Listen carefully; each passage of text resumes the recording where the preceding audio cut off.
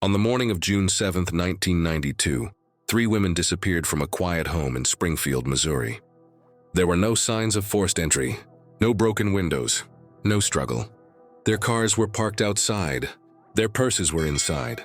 Personal belongings were untouched. They were never seen again. The missing were 18-year-old Suzanne "Susie" Streeter, her mother Cheryl Levitt, and Susie's close friend Stacy McCall, also 18. The case would become known as the Springfield Three. More than 30 years later, no bodies have been found. No arrests have been made. No confirmed suspects have been identified. This is not a legend or an urban myth. It is a documented real case, one that continues to challenge investigators and haunt the city where it began. Suzanne "Susie" Streeter was 18 years old in June 1992. She had just graduated from Kickapoo High School in Springfield, Missouri. Friends described her as outgoing, social, and optimistic about the future. She had a wide circle of friends and was close to her mother. Stacy McCall, also 18, was one of Susie's closest friends. She was described as kind, responsible, and reliable. Like Susie, Stacy had recently graduated from high school and was looking forward to starting a new chapter of her life. Cheryl Levitt, Susie's mother, was 47 years old. She worked as a hairdresser and lived in a modest home on East Delmar Street in Springfield. Friends described her as practical, independent, and protective of her daughter. The relationship between mother and daughter was close.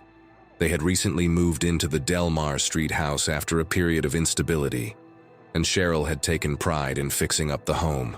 On the evening of June 6, 1992, Susie and Stacy attended separate graduation celebrations.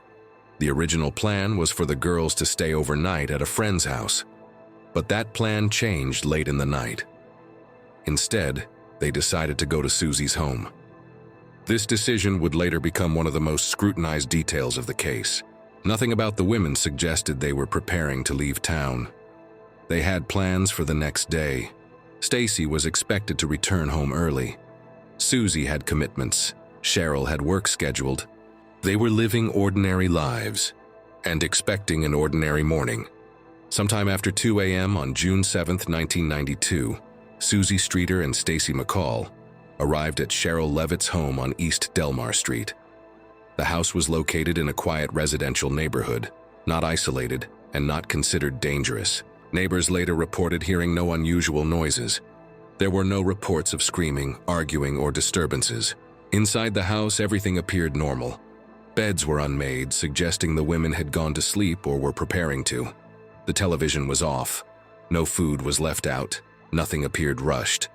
The front door showed no signs of forced entry. Windows were intact. There was no visible damage to the home.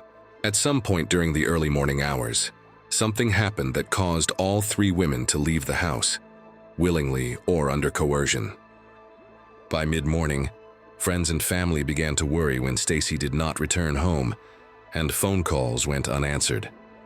Concerned individuals went to the house to check on them. They found the home empty. The cars were still parked outside. Inside, purses containing money and personal items were left behind. This detail immediately suggested the women had not left voluntarily. One of the most unusual details was the presence of a broken porch light globe. It had been swept up and placed neatly in a trash can, suggesting someone noticed it and cleaned it up. There was no blood, no signs of violence, no clear evidence of a crime, yet three people were gone. Springfield police were notified, and an investigation began quickly. From the start, investigators faced a serious challenge.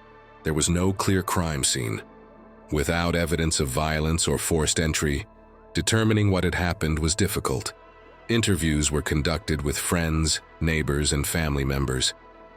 Investigators considered multiple possibilities: abduction, acquaintance involvement, random crime, organized criminal activity. The house itself offered few answers. Phone records were examined. One incoming message on the answering machine was accidentally erased by a friend before police realized its importance. Search efforts expanded beyond the house. Fields, bodies of water, abandoned buildings, and nearby areas were examined. Despite extensive efforts, nothing was found. Over time, the case drew national attention. Tips poured in from across the country. Many leads were investigated, but none resulted in arrests. One troubling factor was the absence of physical evidence. Without bodies, forensic analysis was limited. Without witnesses, timelines were uncertain. The case slowly became cold, but never closed. As years passed, the Springfield Three became one of the most discussed missing persons cases in the United States. Numerous theories emerged, some involving known criminals, others involving strangers. Law enforcement consistently stated that many popular theories were unsupported by evidence. The lack of resolution created frustration for families and investigators alike. Cheryl Levitt's family continued to seek answers. Stacy McCall's mother became a vocal advocate for justice. The house on East Delmar Street was eventually demolished, eliminating any possibility of future forensic examination there.